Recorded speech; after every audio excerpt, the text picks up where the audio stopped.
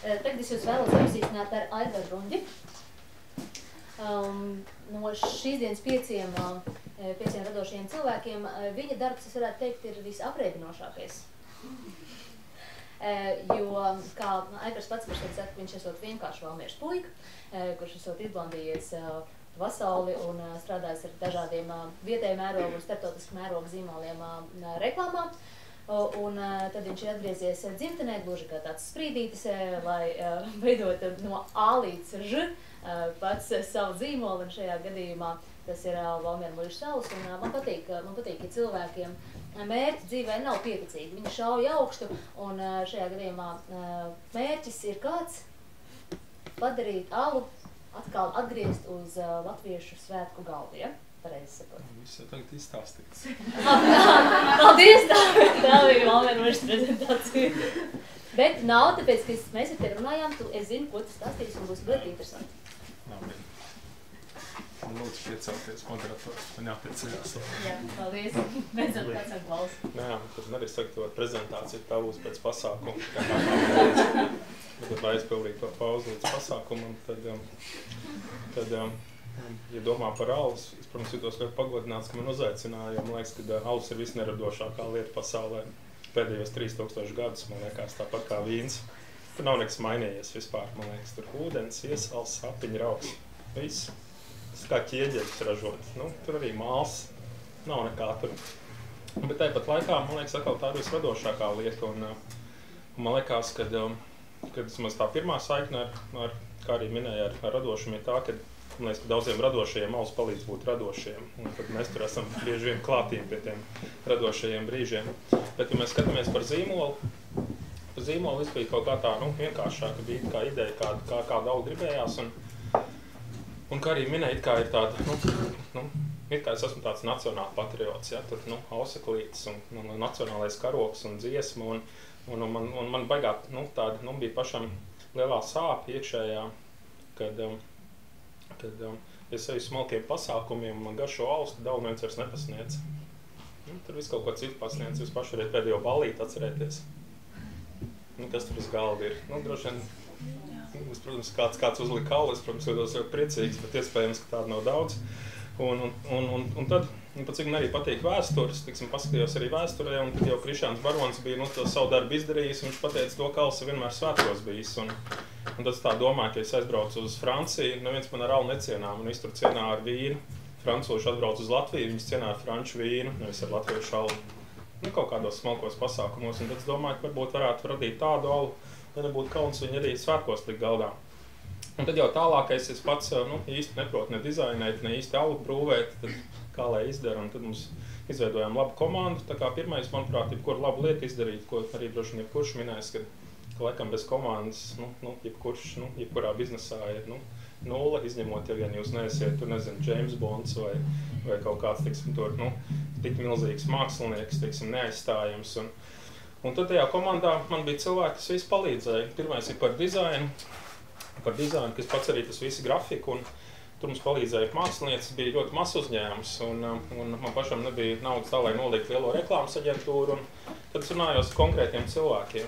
Es zināju, kurš var izdarīt šo pašu to visu identitāti, arī skaisto etiķeti, par ko man liels paldies ir jāsaka, ir Madars kosmētikas dizainerei, un laikam Ehrenpreis dizainerei, kas Liena Drāzniece. Bija ļoti ilgi rindā jāgaida, kamēr tiek pie dizaina, bet bija vērts gaidīt. Un tad, visu to, ko mēs domājam, ka, ja mēs vēlamies būt uz svētku galdu, kā gribētos, lai tas arī viss izskatās tā, ka jūs dodieties paši uz svētkiem, tad jau mazliet tajā skapī paskatās kaut ko skaistāku uzģērbi, un mēs domājam, ar jalumu jāizskatās mazliet skaistākam. Un tad man ir kā jautā arī visādiem tādiem eksperimentiem, lai es kaut ko pasaku. Tur bija viens eksperiments, kas ir blaumaņa alus tāds, vai gaišais alus, vai ūsaiņa alus, kā kureiz viņu sauc.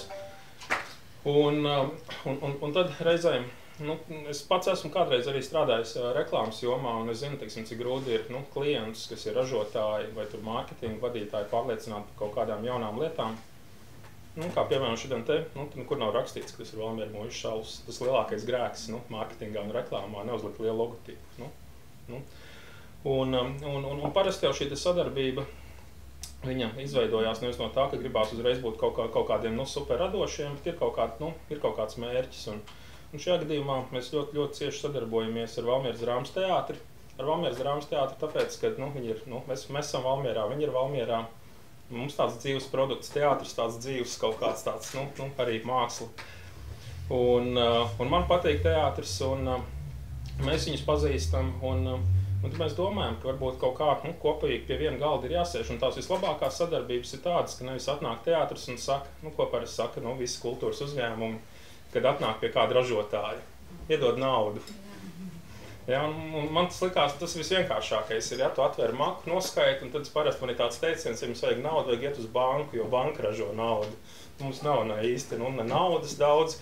Un man likās visinteresantākais, tad, ja sanākot kopā, kad dzimst kaut kas jauns. Mēs satiekās Saules ar teātris, kas tur var dzimt jauns, ja? Ir kā, parasti, ir visādi, tie stāsti ir visādi, ja? Un mēs domājam, kā tiksim kaut kā kopā saliekot, lai tas 1+1 ir 3, vai rodās kaut kas jauns, kas attiekās viņš un viņu, tad dzimst kaut kas jauns, ja? Un mūsu gadījumā mēs domājam par to, ka viņiem ir liels skaists festivāls, Blaumaņu festivāls, kas viņiem bija martā par godu Blaumaņu jubilejai. Un it kā Alli jau ciemiņiem pasniedz, un arī tur Alli tāpat cilvēku bauda, un tad mēs domājam, ka jārada ir jauna etiķeta par godu festivālam, un arī no katras pudeles kaut kādu naudiņu mēs teātrim varētu arī ziedot, kas nozīmē to, ka vienkārši varbūt paši noskaitīt naudiņu, labāk radīt produktu jaunu, kas varētu pastāstīt gan par festivālu tiem malas lietotājiem, varbūt kāds Saules fans aizies uz teātri, un varbūt pēc tam kāds teātra fans arī varbūt kļūs par Valmieru mūžu Saules fanu. Un par to pašu dizainu runājot, no kurienes viņš radās, tur bija arī ļoti daudz dažādas idejas, un šo mums palīdz uztaisīt ir Frankensteina tāda maza radošā studija, konkrēti cilvēki, ar kuriem es strādāju, kas man tur konsultē un palīdzēja, tur ir Imkus Josts, kas ir teksta autors, kurus arī jau ilgāku laiku pazīst. Tur kādreiz arī Krišs Salmans arī piepalīdz viņiem, teikt, viņš ļoti aizņemts ir un svarīgs cilvēks uz Venēciju brauc un māksla, un tad tur mazliet tā māksla vienmēr izkonkurē tās, komerces reklāmas, tās visas lietas. Tad arī viņš tur arī palīdzēja, nokonsultēja, un tad uztaisīja dizainu, mums patīk, mēs teicām, daram. Un tad daudz jautā, kāpēc melnajam maliņam ir asariņa. Un tad mēs teicām, ka jāizlasa Blaumiņa kāds darbs, nezinu, Raudapieta, piemēram, vai Nāves ēnā. Gaišajam malam nebija asarīgi. Tas bija laikam par to skaisto. Un tad, teiksim, mums ir tādas pašas arī domas, mēs sapratām, ka sadarbojoties, maz uzņēmumu sadarbojoties, vai tie ir radoši uzņēmumi sadarbojoties, vai ražojoši pārtiks uzņēmums un cits pārtiks uzņēmums, ka kopā dzimst kaut kādas jaunas lietas, un tas viss radīt prieks parasti ir kaut kādā sadarbībā. Un tas tāpatās arī šeit pēc tam varēsiet arī pagraust. Saucās Iesala karamels. Tas ir mūsu graudi, no kā mēs taisam malu un griljāžu, un to mums uzcep Liepkalni. Tajā brīdī Kauls satiekās ar Maiznīcas Liepkalni, un vēl arī dizainers. Šo te mums tā sketika uzdizainēja, pēc tam tā skaista, tāda arī dizaina studija. Un tad dzimst kaut kāds jauns produkts. Tāpat tās arī ir citi kaut kādi projektiņi, ka, piemēram, satiekās alus ar saldējumu, tad dzimst alus saldējums, un ne jau paši mēs cepam, ne vāram tur saldējumu, ka to var izdarīt skrīveru saldējums, un rodas jauns foršs produkts, un cilvēki uzreiz priecājās, ja, tur alus saldējums. Un tād, man liekas, tas viens galvenais veistījums no manas puses ir tas, ka manuprāt, mazie uzņēmumi, kas ir mazie tādi arī kā mēs, ka viņi ir, es redzu, ka visi ir atvērti idejām, bet ka mums kā maziem uzņēmumiem liekas, ka visi radošie nenormāli aizņemti. Kad ja viņiem kaut ko jautā, tad ilgi būs jāgaida, un ka viņi visi ir mākslā. Bet tā jau parasti ir pacietīgi un laicīgi to dara, tad viss kārtībā. Un otrs ir, kad sadarbojoties radīt kaut kādas jaunas lietas, jo mums visvairāk patīk sadarboties tad, kad mēs atnāk un pasaka, iedot naudu, bet mēs kaut ko kopā forši izdomājam un radam. Un tie ir tādi skaistākie projekti, jo tas ir līdzīgi arī kā teātra gadījumā, ja mēs sēžam tur pie galda, tur sēž teātra vadītājs Sniedze, vai tur ir Suhānovs, kurš tur viņiem mākslinieckais direktors, un tur viņa mārketinga cilvēks, un tad mēs sēžam pie galda, un tur rotaļājamies, mētājam idejas, un pēc tam mēs pie kaut kādas idejas nonākam, un tas tāds foršs kopdarbs, un tad viss arī piekrīt, un droši vien būs arī nākotnē arī kaut kādi citi darbi. Tā kā, man liekas, ir baigi labi sanākt kopā, un ka ražotājs sanāk kopā ar kultūru un mākslu. Un tas tā ļoti īsumā, jo par Alli baigi grūti daudz kaut ko ir stāstīt. Tur jau vairāk ir tā, vienkārši ir jābauda. Bet ja pēc tam būs kādi jautājumi, tad es, protams, priecāšos atbildēt. Ne? Paldies. Tikai vēl papildu jautājums tām Blaumaņa etiketēm, cik jūs neapstiprinājāt, pirms jūs izlēmāt par šo?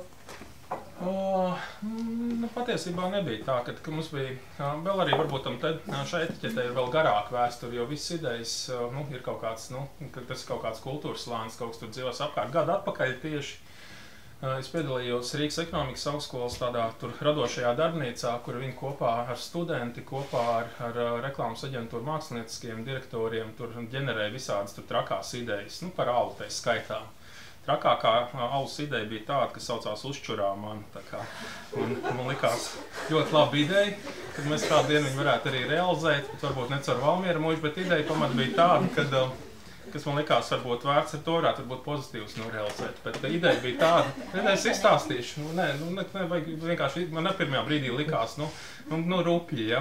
Bet ideja tur bija tāda, ka vislabākais, alus, kas varētu izglābt pasauli, dzerot alu, varētu glābt pasauli, tā ekoloģiski ļoti.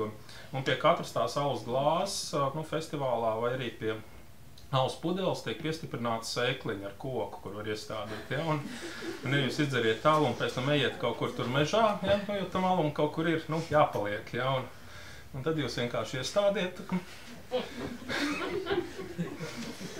Bet tā otra ideja, kas tur bija izdomāta cita forša ideja, kas saucās, tāda hipsteru muižu, un tur bija tāds diezgan arī tāds dizains foršs, arī tāds vēl uzsaināks par šito, un mēs redzējām, ka cilvēkiem visiem ļoti patikās, jo viņiem bija tā, darba uzdevums, rezultāts bija tāds, ka viņiem bija šie gala dizaini reāli jātirgo draugiem paziņām, un tad viņi tādā veidā sapelnīja naudu labdarībai, un mēs redzējām, ka tāda mazliet, kad alus atļauj pajokot tomēr, tas nav tā kā nopietnais super dzēriens, tur tāda nopietna lieta vienmēr uzvalkā, un cilvēkiem ļoti patika, un mēs sapratām, ja mēs radīsim kopā ar teātri kaut kādu lietu, kas arī ir ar smaidu, ka mazliet tā, radoši un ar smaidu, ka cilvēkiem patiksies, un tāpēc mums nebija, mēs nebaidamies kā mazs uzņēmums arī tā mazliet, pajokot un pasmieties paši par sevi. Man liekas, ka tas tā dzīve ir, ja jūs paši ikdienā protiet pajokot, kāpēc, lai, alus nepajokot ikdienā. Ja?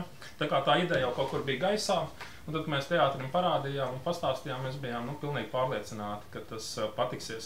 Vienīgā lieta, kas, teiksim, jebkur jaunu lietu radot, vienmēr, protams, ir kaut kāds blaknes, un tad vislabākā laikam lieta bija tas, ka pēc tam bija, tāda, tā kā tur, laikam žurnāls, kas jauns vai kaut kas tā kā tur, teiksim, gribēja mazliet kaut ko interesantu uzrakstīt, un viņi visi secinājuši, ka Blaumans bija nedzērājis, it kā. Un pēc tam, nedēļu vēlāk, bija zinātniskā konference, kurā tieši, arī uzaicināja, lai mēs iedodam malu, kurā tur arī, analizēja sīki tur to Blaumaņu, tur tos daļradi, bet, kā esot tomēr uz svētkiem mazliet kaut ko iedzērs. Tāpēc domāju, ka... Cerīt, jūs pēdējā, cerēsim, ka arī Blaumaņas dzērā. Bet kopumā es domāju, kad kā jūs paši ziniet, ka bērnībā, kad mēs visvairāk iemācījāmies kaut ko izdarīt, tad, man liekas, tas bija tas laiks, ka mēs nebaidījāmies kļūdīties. Un laikam vislielākais ienaidnieks kaut kādu jaunu, foršu jaunu lietu uztaisīt, esam mēs paši, jo baidamies pakrist, paklupt, nesanāks un ko tur vēl citi teiks. Bet, ja nav bailes kļūdīties, tad, man liekas, ir ļoti viegli būt radošam, gan uzņēmumam. Man liekas, ka katrs jau tas paklupiens kaut ko iemāc, un mēs kā nebaidamies. Visādus eksperimentus taisam. Ja jums ir kādreiz kāds eksperiments, ja, tad nāciet un stāstiet. Mums tur viss kaut kādi ir tādi dīvainie, vēl ir bijuši individuālie projekti ar Aliņu. Lieliski, paldies!